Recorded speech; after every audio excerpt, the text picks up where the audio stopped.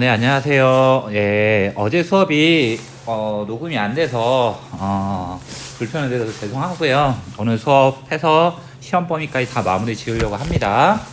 예, 교재 92쪽 보시면 됩니다. 이제 북한 남았는데 북한 빠른 속도로 살펴보고 수업 범위까지 이제 나가도록 하겠습니다.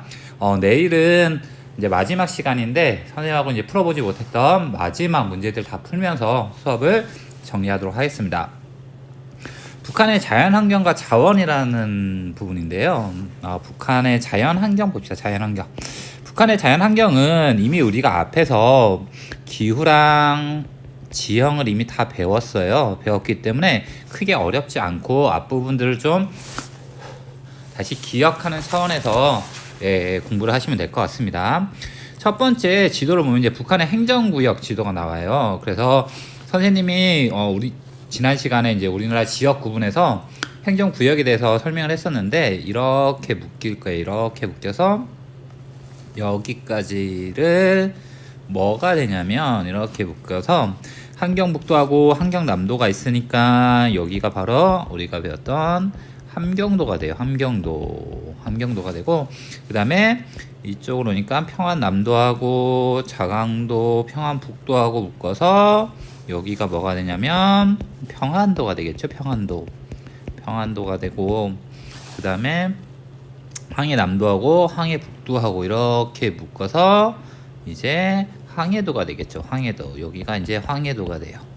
그리고 뭐 평양하고 남포 뭐 이쪽 좀 비는 공간인데 그건 무시하셔도 될 것 같고요. 그리고 이 강원도 여기 부분이 이제 강원도예요. 강원도. 그래서 행정구역상 남한하고 북한하고 둘 다 모두 존재하는 도가 바로 이 강원도가 되는 거예요. 강원도. 이렇게 보시면 될 것 같고, 근데 여기에 여러분이 알지 못하는 도가 존재를 해요. 그 도가 바로 뭐냐면 양강도라는 도하고요. 그리고 자강도라는 도가 있어요.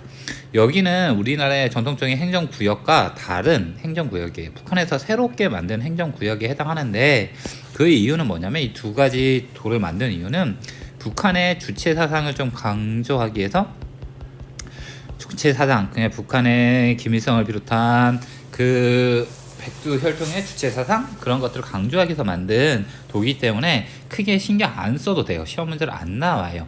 안 나오니까 그냥 그렇게 보시면 되고 이런 도도 있구나 정도로 알고 계시면 될 것 같고요. 오른쪽 보면 영강수량하고 기온 분포가 있는데 이거는 이제 아래쪽 가지고 살펴보고 우리는 지형 살펴볼게요. 지형을 먼저 살펴볼게요. 가장 오른쪽에 지형.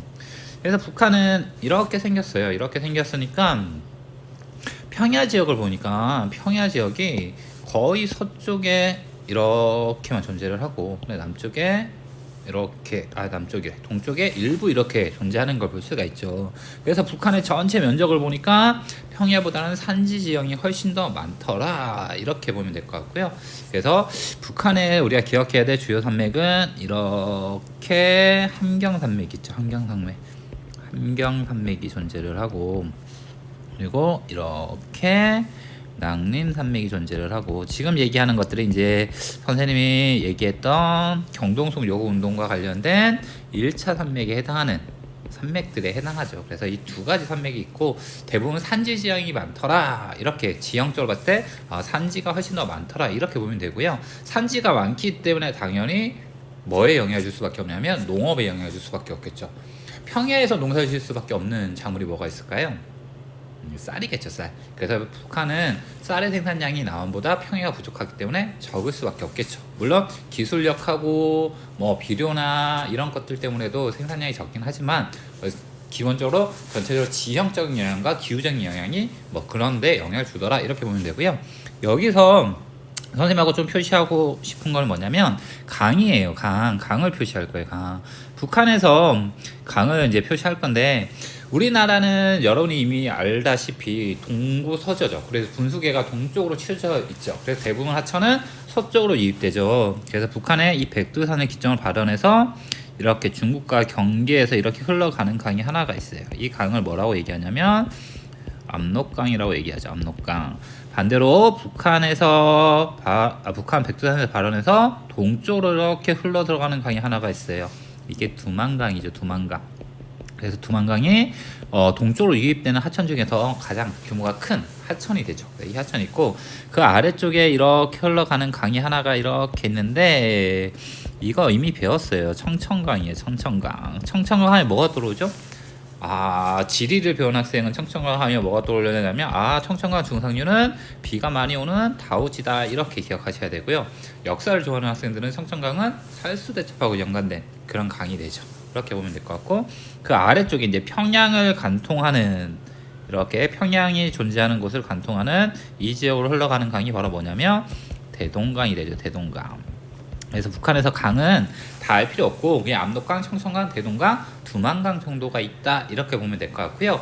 북한에서 이제 좀 특이한 지형적으로 봤을 때 좀 특이한 지형이 나타나는 곳이 바로 이 백두산이죠. 백두산을 비롯한 이 개마고원 일대 이렇게 존재하죠. 그래서 백두산을 중심으로 이 개마고원 일대 여기에 이제 무슨 지형이 나타나면 하산 지형이 나타나는 거죠. 하산 지형. 그래서 하산 지형도 이미 우리 앞에서 배웠기 때문에 따로 특별히 더 설명 안 하고 넘어갈게요. 그래서 이렇게 지형적으로 살펴볼 수가 있고 북한의 기후 봅시다. 북한의 기후 보니까 겨울 기온이 매우 낮죠. 영하 16도. 뭐 중강진 같은 경우는 영하 16보다 더 떨어지고 그래서 북한이 전체적으로 위도가 남한보다 높기 때문에 겨울이 길고 추운 특징을 가지고 있어요. 뭐 그 정도만 알고 있으면 될 것 같고 기온적인 면에서는 그리고 동緯도상에서 이렇게 비교했을 때 동쪽 기온이 서쪽의 기온보다 높더라. 1월 평균 기온이 더 높게 나타나더라. 이건 지형과 뭐 해류 이런 것들의 영향 때문이더라. 이미 다 했던 거고 선생님이 좀 강조하고 싶은 건 이 강수 부분이에요. 강수 부분에서 다우지하고 소우지를 좀 알아두셨으면 좋겠는데 특히 이 청진을 중심으로 한 이 일대가 있죠. 이 일대가 800 미만이라고 되어 있어서 강수량이 가장 적죠. 그래서 청진을 중심으로 해서 여기가 감북 해안이라고 불렀던 소우지예요. 강수량이 적었던. 비가 적게 오는 이유는 이 북쪽에서 오호츠크해 바다 쪽에서 한류가 흘러 들어오기 때문이에요. 그래서 한류의 영향을 받아서 이 감북 해안 지역은 소우지가 되더라. 이렇게 이해하시면 될 것 같고요. 그 다음에 평양을 중심으로 하는 이 일대도 강수량이 주변보다 적죠. 그래서 여기도 소우지가 되는데 여기가 뭐라고 배웠던 곳이냐면 대동강 하류 지역이라고 배웠던 곳이에요. 그래서 여기서 소우지가 되는 이유는 지형이 어떻게 생겼기 때문에 상승이 일어나는데 지형이 저평하기 때문에 상승이 안 일어나더라. 그래서 소우지가 되더라. 그래서 소우지는 이 두 거 꼭 알아두셨으면 좋겠고요. 왜냐면 소우지를 알아봤으니까 당연히 뭘 알아봐야 될까요? 다우지를 알아봐야 되겠죠. 다우지. 첫 번째는 여기 일대 여기. 아까 하천에서 이 일대가 무슨 하천이 지나갔었냐면 청천강이 지나갔었죠. 그래서 여기 일대가 청천강 중상류 지역이에요. 그래서 청천강 중상류 지역은 비가 많이 오는 다우지가 되더라. 그리고 원산 여기 부분을 좀 잘 기억했으면 좋겠어요. 원산 여기가 바로 뭐냐면 북한 최대 다우지다. 북한에서 비가 가장 많이 오는 곳이다. 그래서 강수에서 한 이 네 곳만 알고 계시면 문제 푸는데 어렵지 않을 것 같아요. 그럼 아래쪽에 정리한 내용들 보면서 한번 봅시다. 지형적으로 봤을 때는 80%가 산지예요. 대부분 산지다. 그리고 해발 고도도 훨씬 더 우리나라보다 높다. 우리나라에서 해발 고도 가장 높은 산이 선생님이 어디라고 얘기했냐면 한라산이라고 얘기했어요. 남한에서 한라산의 해발 고도가 1980m 정도 돼요. 그러면 한라산보다 높은 산들이 북한은 훨씬 더 많더라. 그래서 산지가 많더라. 지형적으로 봤을 때는 산지가 많고 평야가 적게 나타나더라. 이렇게 보면 되고 1차 산맥은 뭐 환경 낭림 방금 살펴봤죠. 2차 산맥은 나머지에서는 얘기 안 했던 이렇게 뻗어 나가고 있는 이 산맥들 있죠. 이게 이제 2차 산맥들이 되겠죠. 이 2차 산맥들 얘기하는 거고 하산 지형은 얘기했죠. 백두산 일대 그리고 개마고원 일대 분포하더라 얘기했고 하천은 다 얘기했으니까 따로 설명 안 할게요. 평야는 다 어느 쪽에 나타나냐면 이 표시한 이 동해안에 이렇게 표시한 거는 해안 평야라고 해서 좁은 면적을 차지하는 거고 우리가 북한의 주요 평야라고 얘기하면 대부분 다 여기를 얘기하겠죠. 여기 그리고 여기 일대 서해안에 평야가 좀 이렇게 나타나더라. 뭐 남한하고 좀 비슷한 특징을 가지고 있죠. 이렇게 보시면 되고, 북한의 기후 봅시다. 북한의 기후 3지연에서 여러분들이 기억해야 될 것은 겨울 기온이에요. 겨울 기온 춥다, 이걸 기억해 두시면 좋을 것 같고, 원산은 선생님 뭐 기억하라고 그랬죠? 북한 최대 다우지다. 북한에서 비가 가장 많이 오는 곳이다, 이렇게 보면 될 것 같고요. 그 다음에 평양은 뭐 다른 거랑 비교하기 위해서 그런 거고, 평양에서는 강수량 역시 소우지다, 이렇게 기억하시면 될 것 같아요. 그래서 기후도 앞에서 배웠기 때문에 뭐 선생님이 특별히 또 따로 설명을 하거나 하지 않을게요. 북한의 기온하고 기후의 특징을 보면 뭐 이렇게 된다. 냉대 기후다, 그리고 대륙성 기후다, 뭐 동해의 겨울이 동해 서해보다 높다, 연결차가 커진다, 내륙을 갈수록, 앞에서 다 설명했고 남한하고 같은 원리이기 때문에 따로 공부할 필요는 없고요. 다만 여러분들은 여기를 좀 기억했으면 좋겠어요. 선생님이 얘기했던 강수에서 청천강 중상류랑 원산, 그리고 소우지는 대동아 하류랑 간북해안 개마공원 일대, 여기 두 곳은 지도상에서 위치하고 소우지 다우지인 걸 좀 기억했으면 좋겠어요. 뭐 이번 시험하고 특별히 연관이 없다고 하더라도 기후 파트에서 좀 시험 문제가 잘 나오는 곳들이기 때문에 좀 꼭 정리하고 알아두셨으면 좋겠습니다. 여기까지 해서 이제 북한의 자연 환경 파트 끝났고요. 지금부터가 이제 북한과 관련된 고유한 문제로서 시험 문제로 많이 나오는 내용들이 지금부터 나와요. 그래서 여러분들은 지금부터 내용들을 좀 잘 듣고 정리를 해 두셨으면 좋겠습니다. 북한의 자연환경과 주민생활 해서 이제 농업 나오죠. 그래서 북한은 선생님이 어떻게 공부해 두라고 했냐면, 어떻게 공부해 두라고 했어요? 북한 단독해서 문제가 나오는 경우는 거의 없어요. 북한과 남한을 항상 비교하는 문제가 나와요. 그래서 북한하고 남한을 비교할 줄 알아야 돼요. 그래서 남한은 이미 배웠으니까 남한에 비해서 북한은 어떠한 특징을 가지고 있지, 이렇게 접근하고 공부를 해 두시면 되는 거예요. 그러니까 농업 보십시다. 농업에서 선생님이 뭐 기억하라고 그랬어요? 옥수수 기억하라고 했죠. 농업은 뭐에 영향을 크게 받을 수밖에 없냐면 자연 환경에 영향을 크게 받을 수밖에 없죠. 자연 환경 영향. 그러면 자연 환경에서 대표적인 게 지형하고 기후겠죠. 앞에서 살펴봤지만 북한은 산지가 많고 기후는 춥죠. 그러니까 벼농사가 잘 안 되겠죠. 그렇게 좀 기억했으면 좋겠고, 이 왼쪽 첫 번째 농작물 생산량을 보면 어느 쪽이 많냐면 평안북도 많죠. 그래, 평안남도 많고 항해남도, 항해북도, 이쪽 지역에 생산량이 많은 걸 알 수가 있어요. 이쪽 지역의 생산량이 평안도랑 항해도의 이쪽 지역의 생산량이 많은 이유는 이 지역에 뭐가 나타나기 때문이에요. 평야가 발달해 있기 때문에, 서쪽 지역이기 때문에. 그래서 농업 생산량이 많고 농사 질량이 많다는 얘기죠. 그리고 북동쪽으로 가면 양강도, 함경북도 이쪽 지역, 자강도 이쪽 지역으로 갈수록 기후도 추워지고 산지도 많기 때문에 농업 생산량이 적어지겠죠. 이렇게 보면 될 것 같고, 오른쪽에 있는 이 자료는 반드시 알아두셨으면 좋겠습니다. 이 남북한의 식량 작물의 생산 비율, 이 자료는 반드시 알아뒀으면 좋겠습니다. 그럼 가하고 나 중에서 어떤 게 북한이고 어떤 게 남한인지를 한번 구분해 봅시다. 가도 쌀의 생산 가장 많이 하죠. 나도 쌀의 생산량이 가장 많죠. 가하고 나 중에서 생산량이 더 많은 곳은 어딜까요? 쌀의 생산량, 쌀의 비중이 더 큰 거는 남한일까요? 북한일까요? 기본적으로 여러분들 농업을 공부할 때 이렇게 이해하시면 됩니다. 우리나라는 기본적으로 농사를 지을 수 있는 농경지가 주어지면 거기서 무슨 농사를 하려고 하냐면 벼농사를 하려고 해요. 벼농사가 안 되니까 다른 농사를 한다, 이렇게 접근하시면 됩니다.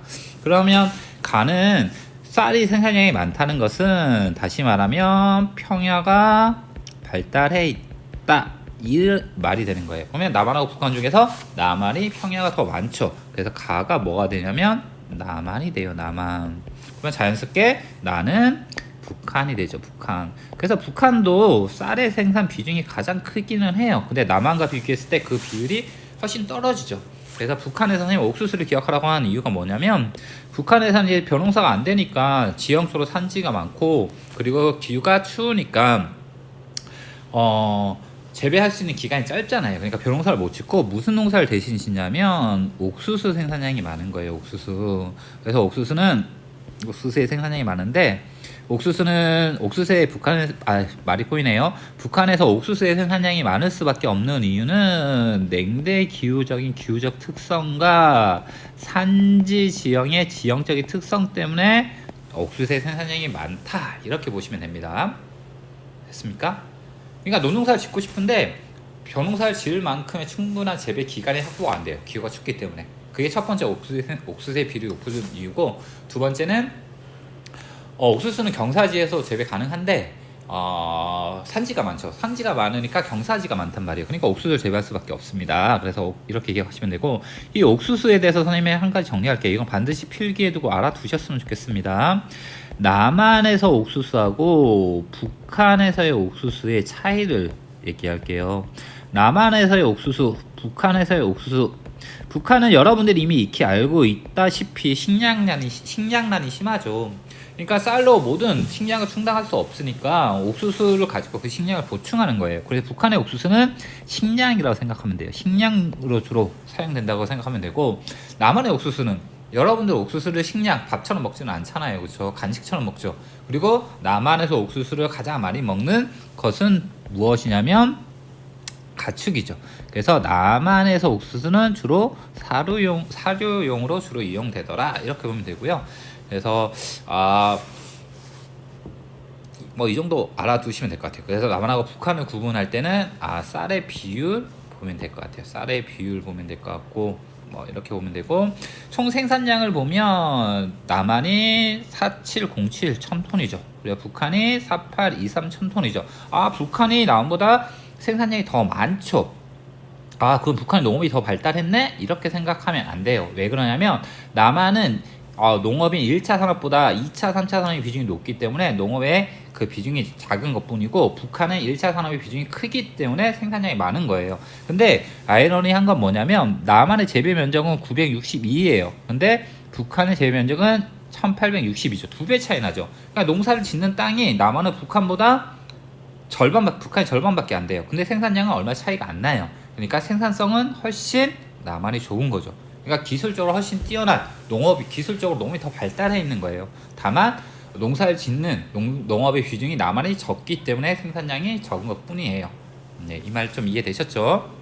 그래서 이렇게 비교하시면 될 것 같습니다. 이렇게. 그래서 이거 가지고 뭐 높아지면 하나 더 적어준다면, 남한하고 북한의 단위 면적당, 그러니까 재배 가능한 농경지 단위 면적당 생산량은 뭐가 더 많냐면 남한이 북한보다 훨씬 더 많죠. 그래서 농업 생산력은 남한이 더 뛰어난 거예요. 생산량은 적지만 북한의 생산량이 많은 이유는 그만큼 많이 농사를 짓는 면적이 넓기 때문이다. 이렇게 이해하시면 될 것 같고, 그 아래쪽으로 봅시다. 북한의 자원 봅시다. 북한의 자원.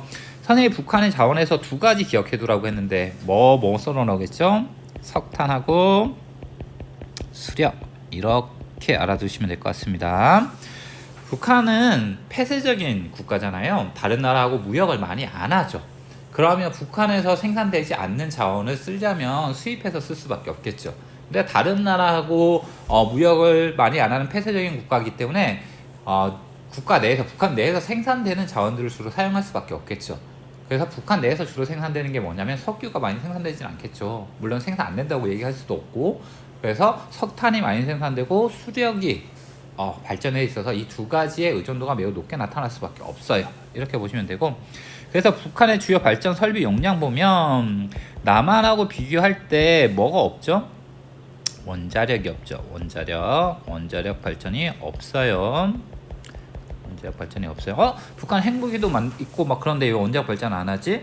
예, 이거는 원자력 발전은 고도의 기술하고 장비, 자본이 필요한 발전 방식이에요. 그래서 원자력 발전을 쉽게 할 수 있는 나라들이 그렇게 많지 않아요. 그렇게 보시면 되고, 그래서 남한하고 북한을 구분할 때 뭐 가지고 구분해내면 되냐면 이 원자력 가지고 구분해내면 되는 거예요.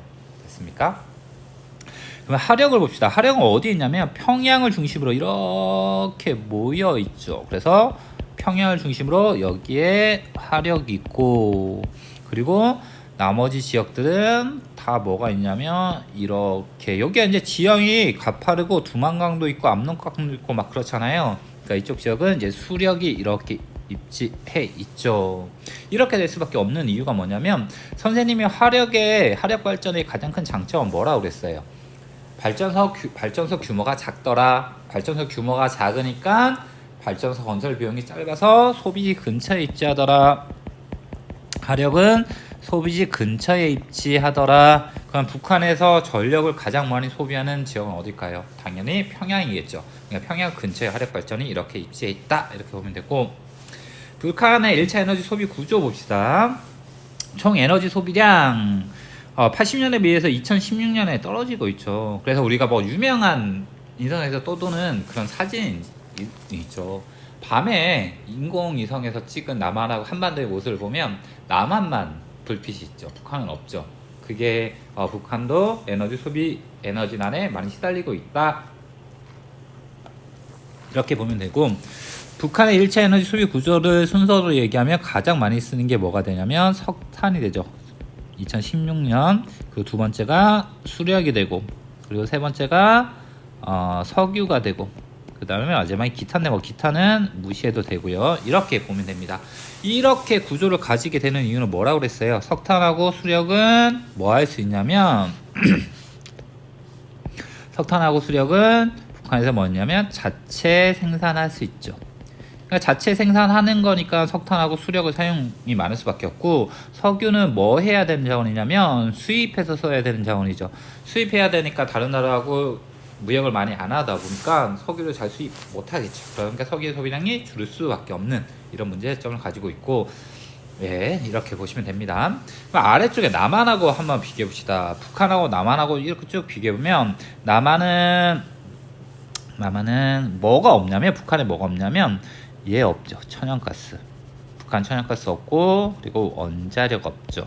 그래서 천연가스와 원자력 가지고 남한하고 북한을 구분해 내시면 됩니다. 천연가스하고 원자력을 사용하면 남한이고, 천연가스하고 원자력이 없으면 북한이다. 이렇게 보면 될 것 같고, 남한의 1차 에너지 공급 구조는 했죠. 다시 정리해 줄게요. 가장 많이 쓰는 게 뭐죠? 남한에서는 석유를 가장 많이 쓰죠. 그리고 두 번째로 많이 쓰는 게 석탄이고, 그 다음에 천연가스고, 그 다음에 원자력이 되고, 그쵸? 원자력이 되고, 그 다음에 신재생이 되고, 그 다음에 수력. 이 순서로 가죠. 그래서 남한은 이 순서라는 거 꼭 기억하고 있어야 되고요. 북한은 방금 했듯이 가장 많이 쓰는 게 뭐냐면 석탄이죠. 석탄이고, 두 번째로 많이 쓰는 게 수력이고, 세 번째가 석유가 되고, 그 다음에 기타. 이렇게 가죠. 그래서 남한하고 북한의 에너지 소비 구조가 이렇게 차이점이 발생하더라. 그 이유는 남한은 전체 에너지 자원이 부족하니까 대부분 다 수입해서 쓰죠. 수입해서 쓰다 보니까 석유가 가장 필요하니까 석유를 가장 많이 쓰는 거고, 북한은 수입해서 쓰지 못하니까 자체에서 생산할 수 있는 걸 쓸 수밖에 없으니까 석탄하고 수력의 비중이 높아질 수밖에 없더라. 이렇게 기억하시면 될 것 같고요. 북한하고 남한의 전력 구조를 봅시다. 북한은 수력이 50% 넘게 차지해요. 그리고 화력이 이렇게 되고, 남한은 화력이 가장 많고요. 그 다음에 원자력이 되고, 신재생, 수력 이렇게 가겠죠. 그래서 수력에서 큰 차이를 보이죠. 이것도 마찬가지예요. 북한도 화력을 하면 좋겠죠. 화력을 하면 좋은데 에너지를 수입해서 그리고 써야 되는데 에너지를 수입 못하니까 돈도 없고, 그러다 보니까 발전했던 수력 이런 발전을 할 수밖에 없다. 이렇게 기억하시면 되고, 북한의 인문 환경 봅시다. 너무 빠른가요? 그래도 수업을 좀 빨리 나가야 될 것 같아서, 북한의 인구와 도시 분포인데 여기 오른쪽 이 자료만 보면 될 것 같아요. 북한하고 남한하고 차이점을 보니까 연령별로 한번 비교해 볼게요. 유소년층이 있고, 청장년층이 있고, 노년층이 있어요. 당연히 유소년층의 비중이 높은 것은 북한이 남한보다 높죠. 그리고 청장년층은 이 자료 안에서는 남한이 더 높아요. 그렇죠? 근데 이건 자료에 따라서 달라질 수 있기 때문에 항상 주어진 자료를 보고 판단해야 돼요. 시기마다 2013년 기준이잖아요. 그럼 2018년 자료가 나오면 달라질 수 있으니까 주어진 자료 가지고 보면 되고, 노년층은 북한이 남한보다 적더라. 이 인구 구조를 가지고 있죠. 그래서 이걸 쭉 보면 유소년층이 많다는 얘기는 뭐죠? 출생률이 높다는 거고, 노년층이 많다는 것은 사망률이 높다는 거죠. 그래서 북한은 남한보다 출생률이 높고, 북한의 인구 구조의 특징은 남한에 비해 출생률이 높죠. 출생률이 높고, 그리고 사망률도 높은 이런 인구 구조를 가지고 있다. 이렇게 이해하시면 될 것 같고요. 예, 94페이지로 넘어갈게요. 94페이지 보면 이제 도시가 나와요. 도시 파트가 북한에서 단골 문제로 나왔었는데, 여러분들이 좀 기억해 둘 도시가 있어요. 지금 표시할게요. 여기 신의주 기억해 두시고, 평양, 남포, 그다음에 함흥, 청진, 개성, 이 정도만 기억해 두면 될 것 같아요. 그래서 북한의 수도니까 평양이겠죠. 평양. 뭐 정치 행정적 중심지다 이렇게 보면 될 것 같고, 평양의 외향, 이거 어떻게 생각하면 되냐면, 평양은 북한의 수도니까 남한의 서울 같은 곳이겠죠. 그래서 서울의 항구 역할을 하는 곳이 어디냐면 인천이에요. 인천. 그러니까 평양의 항구 역할을 하는 곳이 어디냐면 남포예요. 남포. 그래서 관문을 건설했다. 이거는 인천항에도 있어요. 뭐냐면 서해잖아요. 서해. 남포의 위치를 보니까 서해 바다죠. 서해는 조차가 크죠. 조차가 크기 때문에 항구를 설치하기 힘든데, 그 조차 큰 거를 막기 위해서 만든 시설이 관문이다. 이렇게 보면 되고, 중국과 인접한 도시로 교육 통로, 철도 교통의 중심지자, 개방 도시로 개방됐다 이렇게 됐는데, 중국과 가장 가까운 도시가 어디냐면 신의주예요. 신의주. 물론 다른 도시들도 있겠지만, 그래서 신의주가 되고요. 신의주. 네, 한국도시 일제강점기 병참 기지화 정책에 공업도시로 성장했다. 일제강점기 때 일본이 이제 만주를 침략하고 나서 전시상으로 들어가면서 이제 병참 기지화 정책을 취해요. 그래서 세부치나 군수 물자를 쓸 수 있는 모든 것들을 가져갔죠. 그래서 발달한 도시가 어디냐면 함흥이에요. 이 함흥이 영화에서 등장하게 되는데, 국제시장을 여러분들이 봤는지 모르겠는데, 국제시장의 첫 장면이 이제 북한 사람들이 미국 군함에 타서 무기를 버리고 사람들이 막 사람들이 타는 막 그런 장면이 나오죠. 거기에 바로 함흥 지역이고요. 그리고 역사 도시예요. 여기 세계 문화유산이 있어요. 세계 문화유산. 그게 바로 고구려 왕릉이 세계 문화유산으로 지정돼 있고요. 그리고 여기는 남한과 교류가 많았던 지역이에요. 그래서 개성공단이 있었던. 근데 물론 지금은 안 하지만 개성이에요. 개성. 그래서 이 5개랑 하나만 더 표시를 한다면 어디 기억하냐면 강원도의 이쪽 지역을 표시를 하고 싶어요. 이쪽 지역. 여기에 뭐가 있냐면 금강산 있죠. 금강산. 그래서 금강산은 관광과 관련된 곳이 되겠죠. 이렇게 알아두시면 될 것 같고, 북한의 산업 구조 해봅시다. 남한하고 북한하고 비교해보면 당연히 북한은 1차 산업이 남한보다 높고 2차, 3차 산업은 남한보다 적게 나타난다. 이렇게 보면 되고, 그래서 북한은 남한에 비해서 1차 산업, 이렇게 정리할게요. 남한하고 북한하고 비교했을 때 북한의 산업 구조의 특징은, 북한의 산업 구조는 고도화가 되지 않았다. 그래서 1차 산업 비중이 높게 나타난다. 이렇게 기억하시면 돼요. 하나 더 적어줄게요. 1차 산업 비중이 높게 나타나고, 몇 차 산업 비중이 낮게 나타나냐면 3차 산업 비중이 낮게 나타난다. 그래서 산업이 아직 그렇게 발달하지 못했다. 이렇게 기억해 두시면 될 것 같고요. 예, 교통 넘어갑시다. 교통. 남한의 주요 교통수단은 뭐냐면 도로죠. 도로. 북한의 주요 교통수단은 뭘까요? 도로면 자동차로 움직여야 되잖아요. 그럼 자동차로 움직이는 연료가 되는 에너지원은 뭐냐면 석유죠. 근데 북한은 석유의 소비량이 매우 낮았죠. 그러니까 자동차보다는 철도 중심의 교통 구조를 가지고 있다. 이렇게 보시면 돼요. 그래서 철도의 궤도는 북한이 훨씬 더 많죠. 그래서 김정일이나 이상하네. 김정일, 김일성, 이 사람들, 북한의 이 사람들이, 김정일이 러시아를 방문하나 중국을 방문할 때 주로 이용하는 교통수단이 철도죠. 그리고 실제로 김정일이 죽었을 때 어디 안에서 죽었다고 얘기하냐면 철도 안에서, 기차 안에서 죽었다고 얘기하죠. 그래서 북한은 철도 중심의 교통구조를 가지고 있다, 이렇게 보면 되고, 헷갈리지 말아야 될 게, 북한은 우리나라보다 발달하지 못했어, 발달하지 못했으니까 지하철이 없을 거야, 이렇게 생각하면 안 됩니다. 북한에도 지하철이 존재해요. 당연히 북한 지하철은 어디에 있을까요?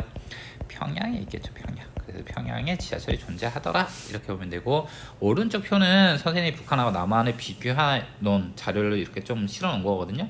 그래서 인구는 남한에 한 2.12배 많다, 소득은 45.1배 많다, 막 이렇게 얘기하는 것들, 그건 여러분들 쭉 봐두시면 될 것 같고, 북한의 개방 지역이에요. 다 얘기했으니까 이 자료는 과거에 시험 문제, 단골 문제로 나왔던 내용이에요. 꼭 알아두셨으면 좋겠고, 신의주, 개성, 금강산은 얘기했고, 선생님이 나선 지구를 얘기할 건데, 이게 북한에서 만들어진 최초의 북한 최초의 경제 특구예요.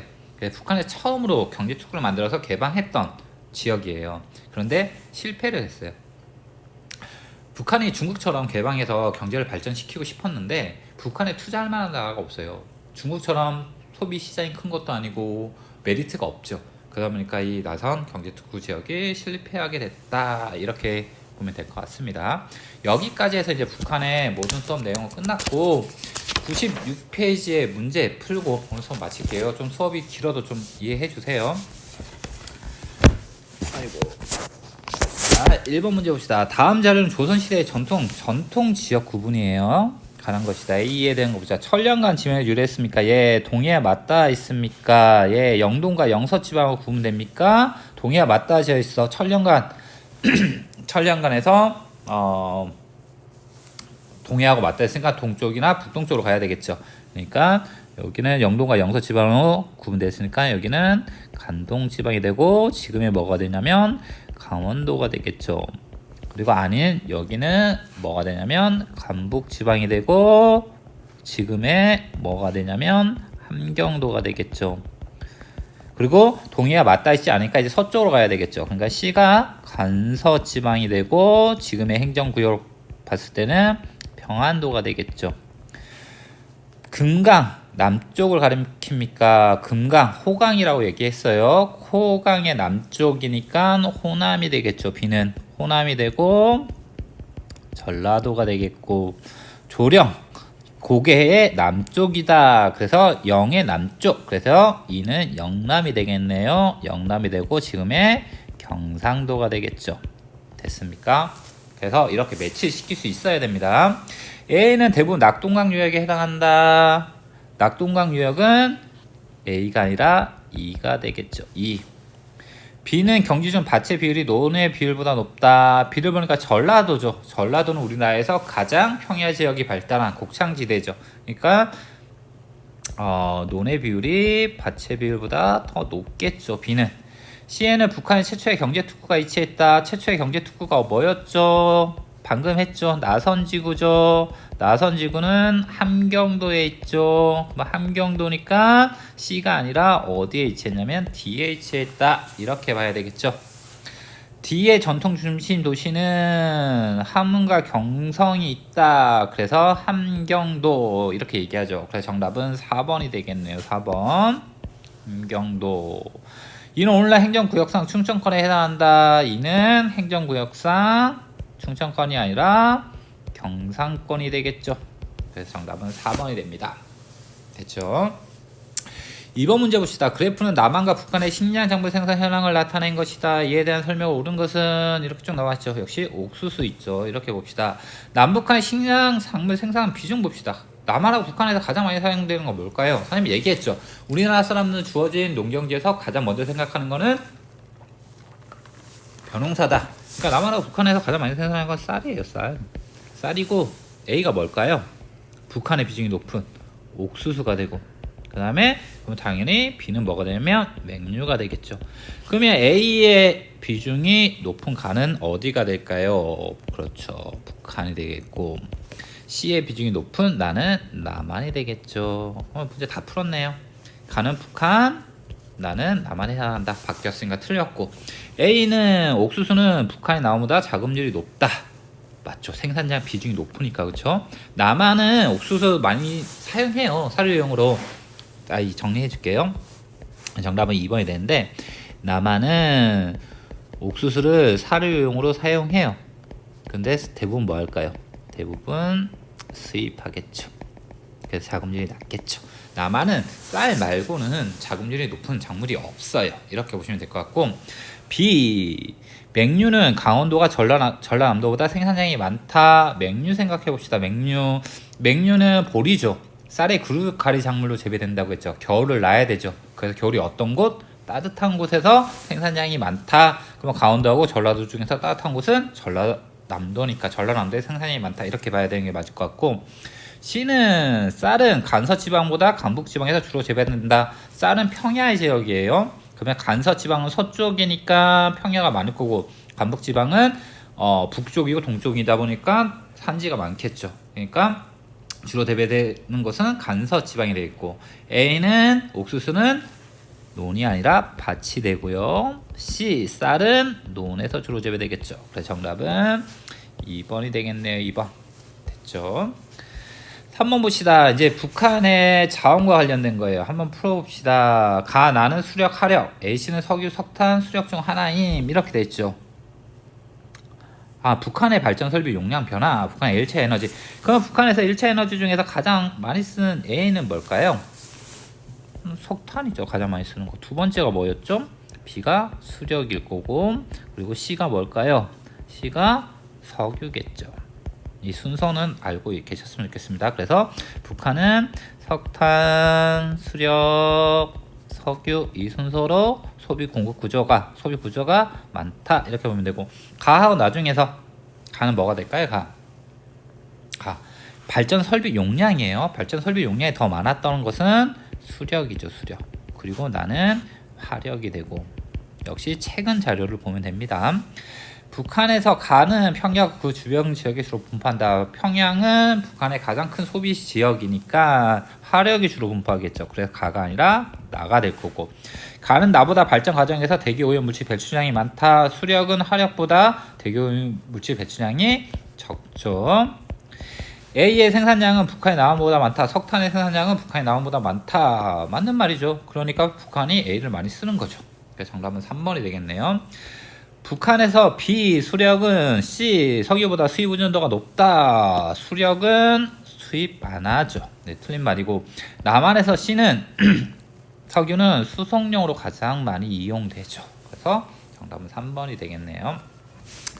4번 문제 봅시다. 그래프는 남북한의 인구 관련 자료이다. 이에 대한 설명으로 옳은 것은 가하고 나 봅시다. 가, 나하고 나를 보니까 노령화 지수가 훨씬 더 높죠. 2015년도 보니까 가에 비해서. 그러면 노령화 지수가 뭔지는 알죠? 유소년분의 노년층의 비율이었죠. 그러니까 노년층의 비율이 훨씬 더 높은 곳은 어딜까요? 남한이겠죠. 그래서 남한이고, 가가 뭐가 되냐면 북한이 되겠네요. 북한. 그럼 다 풀었죠. 가는 북한, 나는 남한. 틀린 말이고, 1995년 노년층 인구는 북한이 남한보다 많다. 1995년 보니까 총 인구를 보니까 여기 가하고 나를 비교해야 되니까 1995년 보니까 이만큼 차이 나죠. 인구가 한 2배 정도 차이 나네요. 2배 정도 차이 나죠. 2배 정도 차이 나고, 노령화 지수도 남한이 더 높으니까, 그러니까 노년층의 비중도 남한이 더 높고 인구도 남한이 더 많아요. 그러니까 당연히 남한이 북한보다 노인 인구층 더 많겠죠. 2015년 남북한 모두 노년층 인구가 유선층 인구보다 높다. 이건 어떻게 볼 수 있냐면 U분의 유선층의 노년 곱하기 100, 이게 노령화 지수죠. 그래서 노령화 지수의 중요한 포인트는 100이다. 100 이상이 된다는 의미는 뭘 얘기한다 그랬어요? 노년층이 유선층보다 많다. 이 얘기가 되죠. 그러면 노령화 지수를 보니까 2015년도 보니까 둘 다 100 미만이죠. 100 미만이잖아요. 100 미만이니까 둘 다 유소년 인구가 노년층 인구보다 많다. 이렇게 돼야 되겠죠. 3번 틀린 말이고, 2015년 북한의 청년층 인구 비중은 높아졌다. 청년층 비중은 뭐 가지고 파악할 수 있냐면 총 부양비죠. 총 부양비가 어떻게 됐어요? 북한 낮아졌죠. 그래서 청년층 인구 비중은 총 부양비랑 반비례 관계에 있다. 총 부양비가 낮았다니까 비중이 높아졌다. 맞는 말이 되겠죠. 그래서 정답은 4번이 되겠네요. 됐죠? 95년 2010년 남북한 모든 남자가 여자보다 더 많이 증가하였다. 남자가 여자보다 더 많이 증가하였다. 그럼 뭐가 커져야 되죠? 남자가 여자보다 더 많이 증가했다. 그러면 성비가 높아져야 되겠죠. 그러면 가의 성비는 이렇게 됐고 나의 성비는 떨어졌죠. 그래서 나의 성비가 감소했어요. 나의 성비가 감소했으니까 여자가 더 많이 증가했다. 이렇게 해석해야 되겠죠. 정답 4번이 됩니다. 5번 봅시다. 북한의 주요 개방지역을 나타낸 거래요. 가가 어디죠? 신의주. 나는 나선, 다는 개성, 라는 금강산이에요. 금강산. 가는 홍콩차 개발하기 2002년 지정된 독립적 개방지역이다. 예, 맞는 말이에요. 다는 남한과 기술, 자본, 북한의 논의 결합해서 재생산했다. 개성공단 맞는 말이고, 나는 금융 기반을 갖춰 국제 교류의 거점을 만들기 위한 지금 경제 특구이다. 이게 바로 나에 대한 설명이고, 나는 다보다 개방지역을 형성한 시기가 이르다. 가장 최초라고 그랬죠. 나는 최초. 그래서 정답은 기역, 니은, 니을 4번이 되겠네요. 4번. 됐습니까? 예, 이 6번 문제는 굳이 안 푸셔도 될 것 같습니다. 그냥 자료를 해석하는 문제이기 때문에 특별히 내용적으로 들어있는 게 없기 때문에 안 봐도 될 것 같습니다. 여기까지 해서 수업 마치도록 하겠습니다. 수업이 상당히 길었는데 꼭 다 들어주셨으면 좋겠습니다. 예, 고생하셨습니다.